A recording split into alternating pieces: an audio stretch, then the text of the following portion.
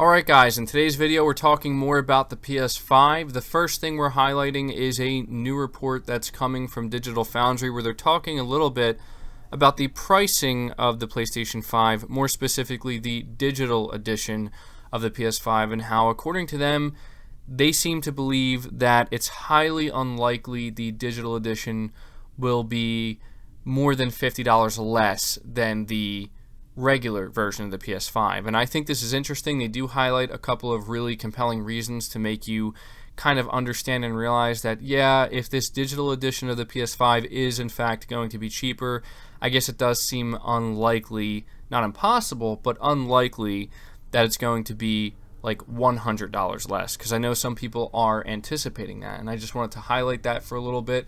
We're also talking about a new image that has surfaced that seems to show one of the first PS5s off of the assembly line, and it shows an individual holding it, and it makes, if the image is real, which I think it is, it makes the PS5 look absolutely massive, and I'm actually totally okay with that. I think there's a lot of people who seem to be okay with that, but there are some who are apparently not happy about just how big the PS5 is.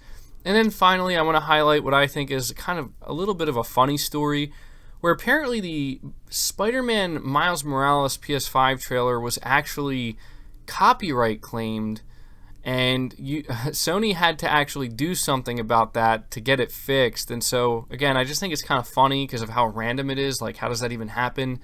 But I want to bring that up as well. So before we go any further, if you could do me a big favor, hit the like button to help the video out and show your support, and hit the subscribe button as well so you don't miss any future content.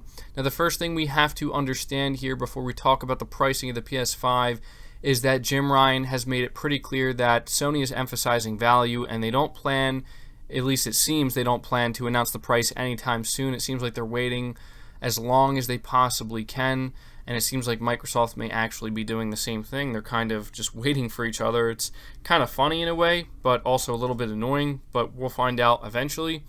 And we just have to understand that we don't know how much these consoles are going to cost. In fact, we don't even know if the digital edition of the PS5 is actually going to be less money. And that's actually one of my first questions I want to ask you guys is, do you think it's possible Sony might not sell the digital edition of the PS5 for any less, and it may actually end up being the same amount of money as the disc version, and they're just going to save some money on manufacturing costs? I do think that's a possibility. Don't necessarily know if it's likely, but I really want to know what you guys think about that. But talking about the report that comes from Digital Foundry, according to them, the removal of the disc drive will save Sony around $20 in raw manufacturing costs, which doesn't seem like that much because it's really not that much. And for those wondering how, a 4K Blu-ray drive can cost that little, well, you have to understand Sony is buying these things in bulk. They're buying them by the millions, and that means they get them for much cheaper than if you were to just buy one off the shelf. But according to Digital Foundry, they seem to think that if Sony were to save $20, right, from the manufacturing cost, they would need to sell about 4 digital games in order to either break even or make a little bit of profit off of selling it at that $50 loss. And the reason for this is because if somebody buys the digital version of the console, they're locked into the PlayStation Store, so that automatically ensures that any games they buy, Sony's going to make more money from that. That's apparently guaranteed that they'll get $8 additional revenue per digital game sale, and that's because they're cutting out the middleman. I know most of you already know this, like there's no retailers, no shipping involved, none of that stuff. So Sony does get more money from digital game sales, and it is kind of a smart move to, if you think about it, because it's pretty much guaranteed that they would, at the very least, with the majority of the digital consoles that they sell, if they were to sell it at a $50 loss, it's pretty much a guarantee that they would be able to break even at the very least. Because, I mean, how many people would buy a digital PS5 and not buy more than 4 games, at least over the course of a couple years? That seems extremely unlikely to me. In fact, I'd say it's more likely that they're going to buy even more games than that, probably 10 plus games on average. And so that's a lot of extra money that Sony will be able to make. And if you think of it that way, maybe it's not too out of the realm of possibility, or maybe it is a little bit more plausible, I should say, that we could see them go for maybe $100 less digital edition. Again, I wouldn't expect it, but you never know. But I find this interesting because Digital Foundry is saying that they think it's going to be about $50 less. So we still don't know. Is the disc version of the console going to be $500? Is it going to be $450? We don't know. In fact, we don't have any of the answers yet, but I just thought it was maybe worth paying attention to what Digital Foundry is saying here, because they seem to be one of the only ones that has really kind of dived into this, explaining, why it seems likely it'll be about $50 less and not any more than that, because, they're letting us know about the $20 savings and calculating how many games it would take roughly to break even. So, yeah, I find it pretty interesting. We will see how it all pans out. And so the other question I want to ask you guys is, do you think that Sony could end up going for a $100 less digital version if we know that it would take about 4 digital game purchases to break even? Do you think that Sony is anticipating people will buy way more than 4 games, and we also have DLC to consider, PS Plus, PS Now? Let me know in the comments down below. But moving on from that, we are talking about this image that is apparently leaked out. It says here a photograph of what is purported to be the PlayStation 5 apparently has emerged online, although it appears to originate from a Discord server before being shared on the popular Reset Era forums. The image does seem to be authentic, although with everything that's going on around the world, limiting travel around the world, it's unclear whether Sony engineers even have access to the production line yet. It says Group Boss Jim Ryan has explicitly said in recent interviews that it's been forced to finalize the manufacturing process remotely.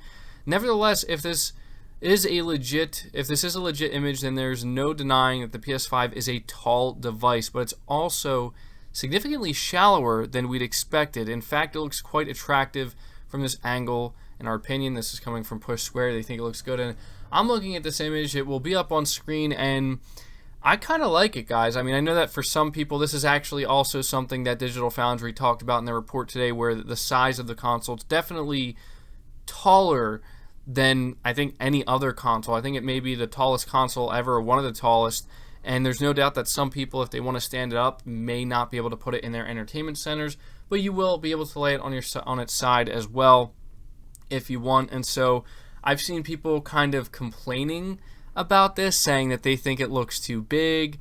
I don't know, man. I think it looks kind of cool. I mean, I don't want a console that looks ridiculous in size, but I think the PS5 has managed to make itself look, it looks big without looking like annoyingly big. You know what I mean? Like, it just has that that look to it where it's like, yeah, it looks good. Like, you could tell this is a powerful machine. It definitely conveys that, but it doesn't look like ridiculously like oversized. And I think that's what's kind of funny, because when you look at the Xbox Series X, it kind of comes off that way, where it's like it looks like a big box. Like it literally just looks like a mini fridge or something. And that's not to say it looks bad, but it just doesn't have an overall very aesthetically pleasing look to it. To whereas even though the PlayStation 5 does seem to be the bigger console, it just has this very aesthetically pleasing look to it that I think it catches your eye, and it's like, oh, that looks pretty good. So just wanted to highlight that. Let me know your thoughts about this picture down in the comments below. And finally, we are ending this video by talking about this really strange story where apparently Spider-Man Miles Morales, the PS5 trailer, was taken down. There's an original story here. It says, well, this is a weird one.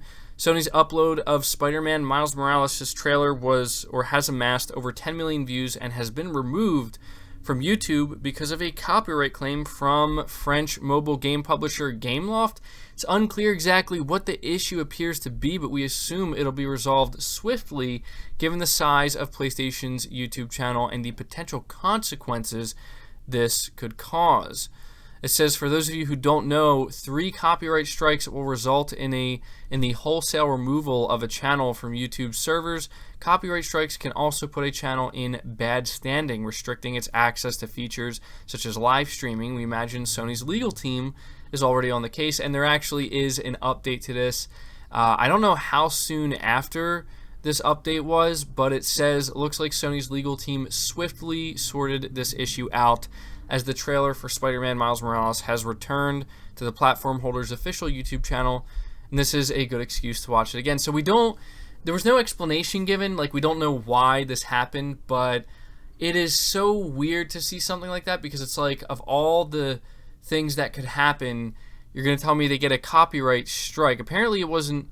I mean, it says here, I think they're a little bit confused because it says, like, this video is no longer available due to a copyright claim.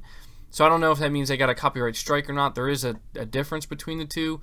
But either way, that is kind of ridiculous, but also kind of funny. And I just thought, at the very least, it's just something worth highlighting just to maybe get a little laugh at. But that's pretty much going to do it for the video, guys.